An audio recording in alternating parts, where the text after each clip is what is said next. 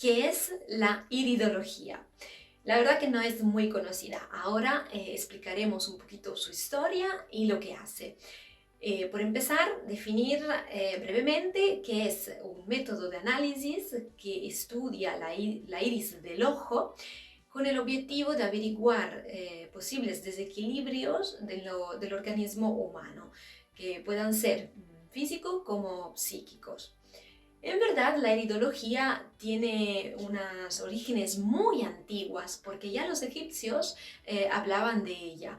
De hecho, se encuentran unas frases en los jeroglíficos que afirman que el orden del cosmos se puede mirar a nivel del cuerpo humano y que la parte más indicada para hacer esta comparación y averiguar el orden del macrocosmo en un microcosmo es la iris del ojo humano. Y más tarde, en la Edad Media, un tal Meyens publicó en la Quiromántica Médica una primera caracterización de las partes orgánicas del iris, probablemente la primera vez que se nombra la iridología en época más cercana a la nuestra. Pero el padre de la iridología moderna es considerado Pexley, que es un médico hongarés nacido alrededor de 1820. ¿Cómo se percató este médico de la existencia de esta disciplina? En verdad hay como una leyenda sobre su historia, porque se dice que cuando era un chico joven, en su habitación entró un búho y para cogerlo, desafortunadamente se le rompió una patita a este búho. Y más tarde le apareció justo en el iris una mancha, un signo diferente. Y así Pexley asoció la aparición de este signo, de esta mancha en la iris con el evento de la ruptura de la pata. Y así fue como empezó a estudiar sobre la iridología. No es claro si esto fue un cuento o si fue la realidad, pero el hecho es que años más tarde, alrededor de los 1880, publicó un tratado donde aparecía una carta de la iris muy similar a la que se utiliza hoy en día. Pocos años más tarde, un tal Niels, que tiene un apellido impronunciable, era un médico sueco y también era un cura y homeópata. Él, viviendo ahí en el norte, donde toda la población tiene los ojos muy claros, es decir, azules, lo tenía muy fácil para estudiar profundamente la iris y encontró la correspondencia entre unos síntomas de envenenamiento y unos signos en la iris que había descrito Pexley años anteriores. Fue como, siguiendo los pasos de Pexley, él empezó a completar y mejorar la mapa creada por el anterior médico. Y también publicó un tratado sobre la heterocromía de la iris. Y fue él mismo a introducir la iridología en América y empezar la corriente de la Escuela Americana de Iridología. Y es así que entra en juego el más conocido iridólogo a nivel mundial, Bernard Jensen. Porque se debe a él la carta iridológica que hoy en día conocemos, ya que su más grande mérito fue el de encontrar las correspondencias entre muchas partes del cuerpo y los puntos de la iris. También su obra maestra es conocida en todo el mundo como su mapa y se llama Iridology, donde se encuentran muchísimos casos clínicos y fotografías. Aquí en Europa, el país donde más se utiliza a nivel médico como en las disciplinas complementarias la iridología es Francia. En los demás países, como aquí en España o en Italia, todavía no es tan desarrollada. ¿Por qué os he contado un poco la historia? Porque todavía hoy en día se considera la iridología como una pseudociencia o no transmite mucha confianza, pero podéis ver que sí que se puede considerar una ciencia porque tiene casos prácticos y unos tratados escritos sobre estos casos clínicos y mucha práctica de trabajo también de médicos.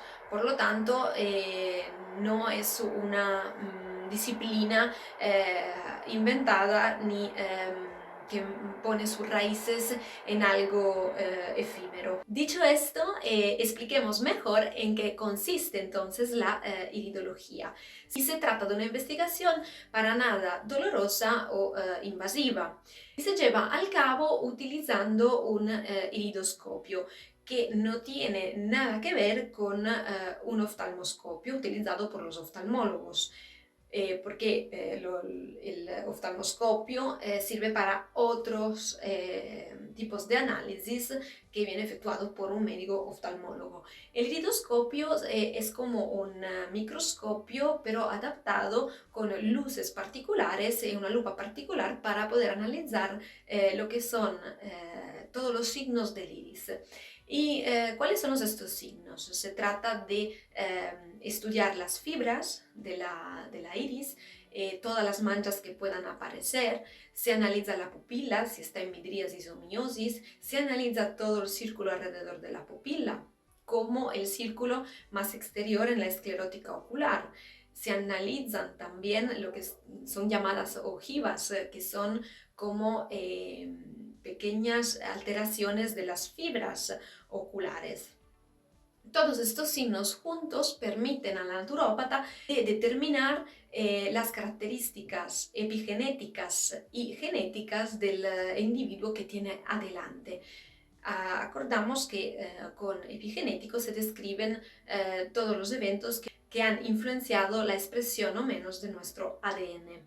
Es impresionante observar los ojos porque se puede averiguar cómo cada mapeo de cada ojo es diferente de una persona a la otra.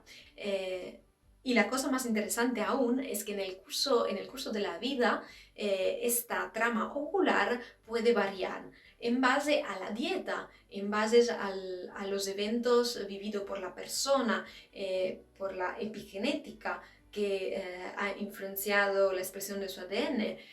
También depende de los medicamentos que puede haber tomado y del nivel de estrés en el cual se encuentra, o sea, por su estilo de vida.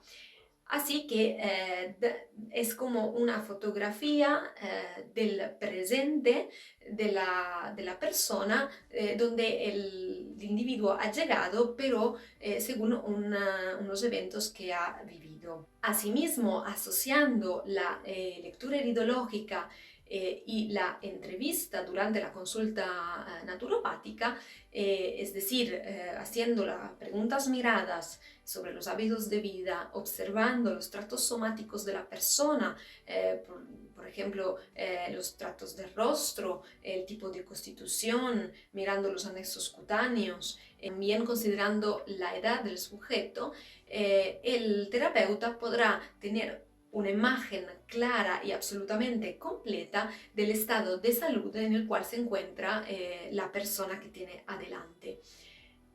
Ya solo con el análisis al iridoscopio se podría obtener informaciones de la condición psicofísica del sujeto, su nivel de estrés, también la sobrecarga toxínica presente en el organismo, y su misma capacidad de eliminar estas toxinas.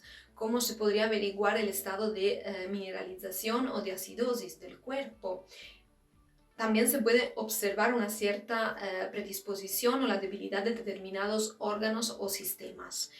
Por lo tanto, uniendo todas esas informaciones a la entrevista clásica hecha por el terapeuta, se tienen un cuadro muy completo sobre el estado psicofísico y neuroendocrinológico del paciente. Desafortunadamente, la iridología no es empleada en la medicina alopática tradicional porque esta misma, como hemos siempre dicho, no considera el estado de la energía vital un parámetro fundamental para las diagnosis. Es decir, no se toma en consideración el vitalismo del cual tanto hablaba Hipócrates y que es pilar fundamental de medicinas complementarias como la naturopatía, la medicina china o también la medicina ayurvédica. Pero quiero subrayar que es absolutamente un error pensar de diagnosticar una enfermedad o discriminar entre una patología o la otra a través de un análisis al iridoscopio. No es la iridología la herramienta correcta para esto, que es campo del médico especialista a través de otro tipo de instrumentos diagnósticos. Pero sí que sería de fundamental ayuda y puede ser una herramienta muy importante, tanto como para el naturópata que por un médico, si lo quisiera, porque permitiría averiguar cuáles son las bases del desequilibrio psicofísico que puede haber creado el trastorno en cuestión y asimismo poder individualizar el tratamiento o los consejos terapéuticos en base a lo que está viviendo esa particular persona que se tiene adelante. Ya conocéis la iridología y podéis entender por qué es una herramienta muy importante en la mano de los naturópatas y de todos los terapeutas de las medicinas complementarias que quieren ayudar a la persona a volver a su equilibrio y volver a rearmonizar el cuerpo encontrando otra vez la capacidad de autocuración. Que no os perdáis la siguiente definición.